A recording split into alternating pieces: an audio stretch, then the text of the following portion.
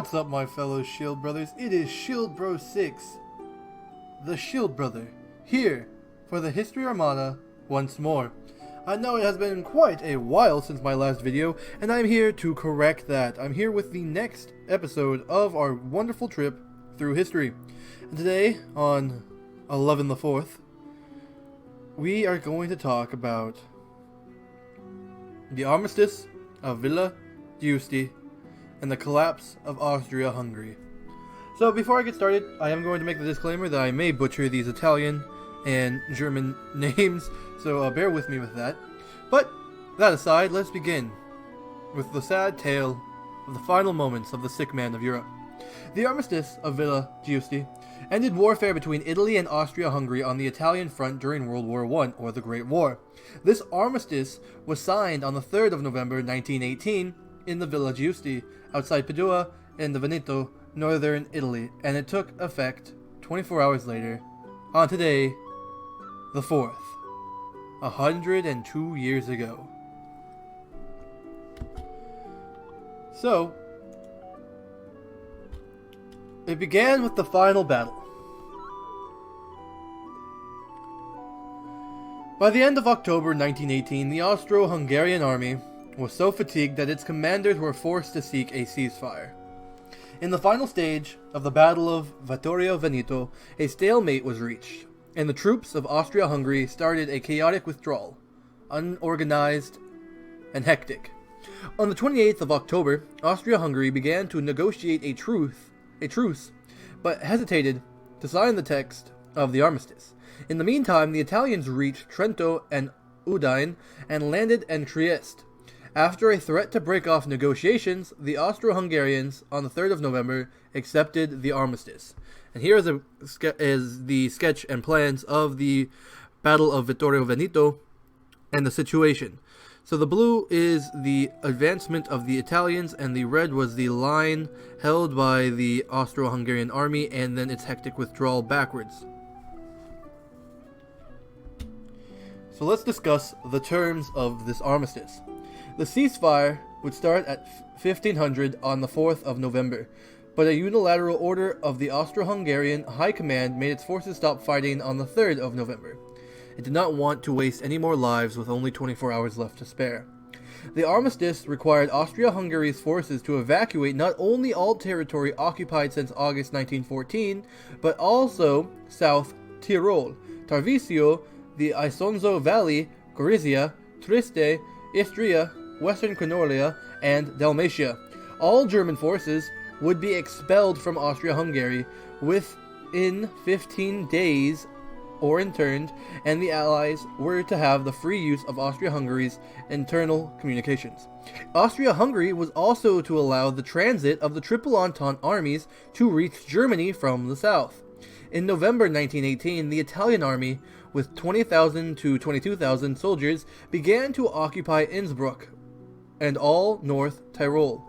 After the war, Italy annexed southern Tyrol from Trentino Alto Adige, or otherwise known as South Tyrol, according to the secret Treaty of London, as well as Trieste and the Austrian Littoral. And thus began the inevitable collapse of Austria-Hungary as it was. Here you can see the ethnic breakup of the roughly where they were situated within the empire, and that will play a hand into the inevitable collapse.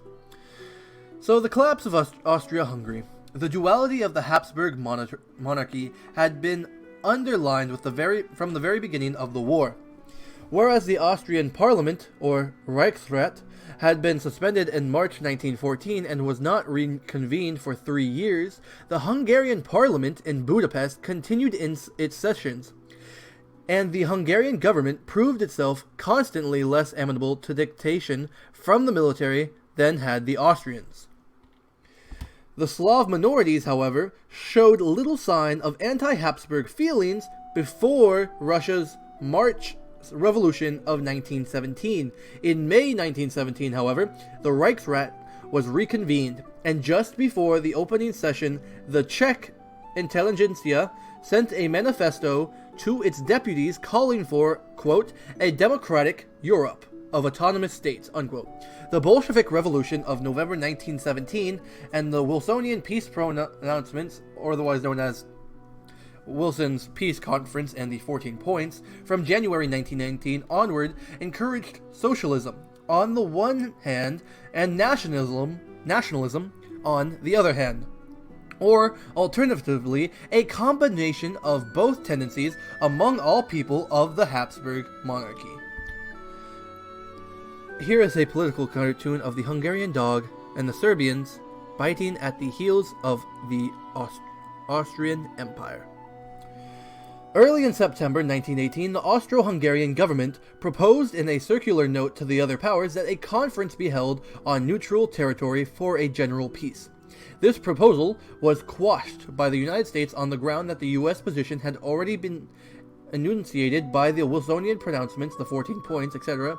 But when Austria-Hungary, after the collapse of Bulgaria, appealed on October 4th for an armistice based on those very pronouncements, the answer on October 18th was that the U.S. government was now committed to the Czechoslovaks and the Yugoslavs, who might not be satisfied with the autonomy postulated hereafter. The Emperor Charles had in fact granted autonomy to the peoples of the Austrian Empire, as distinct from the Hungarian kingdom, on October 16th, but this concession was ignored internationally and served only to facilitate the process of disruption within the monarchy. Czechoslovaks in Prague and South Slavs in Zagreb had already set up organs ready to take power.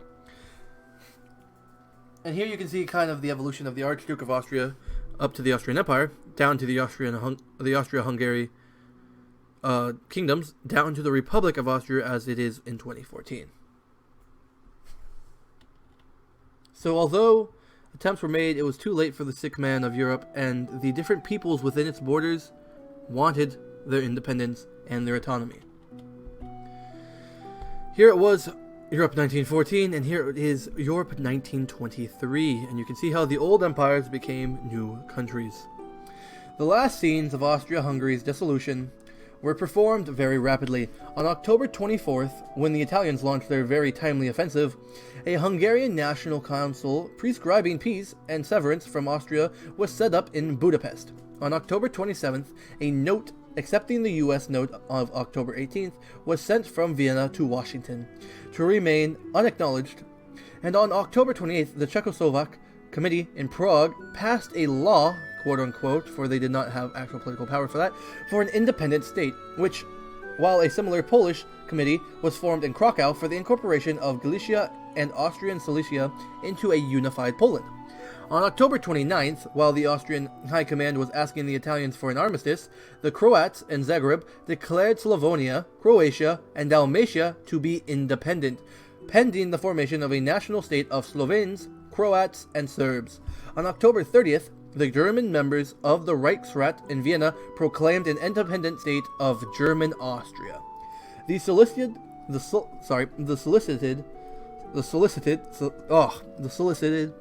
armistice between the Allies and Austria-Hungary was signed at the Villa Giusti, near Padua, on November 3, 1918, to become effective on November 4th, today.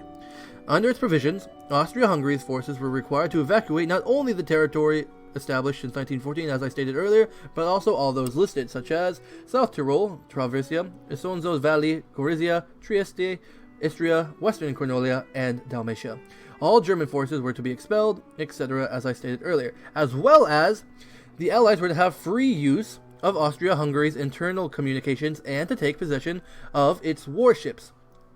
Count Mihaly Karoli, chairman of the Budapest National Council, had been appointed Prime Minister of Hungary by his king, the Austrian Emperor Charles, on October 31st, but had promptly started to dissociate the country from Austria.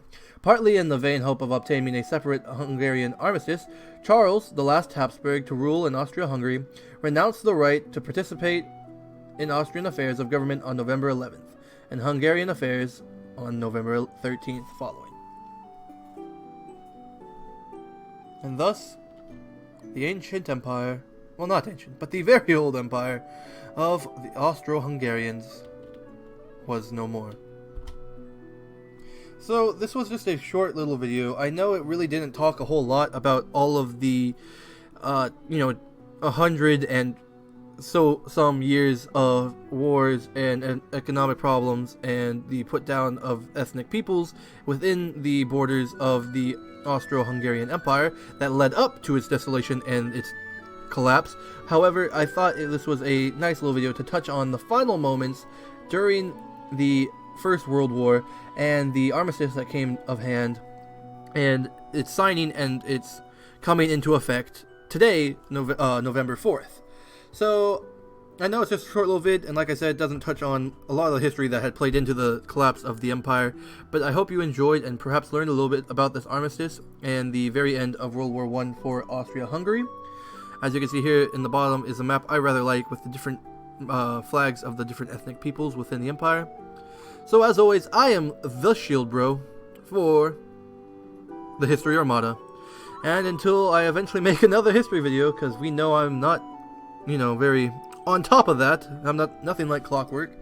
Until then, I am your Shield Brother, and hope you enjoyed, and I'll catch y'all next time. Thanks for watching.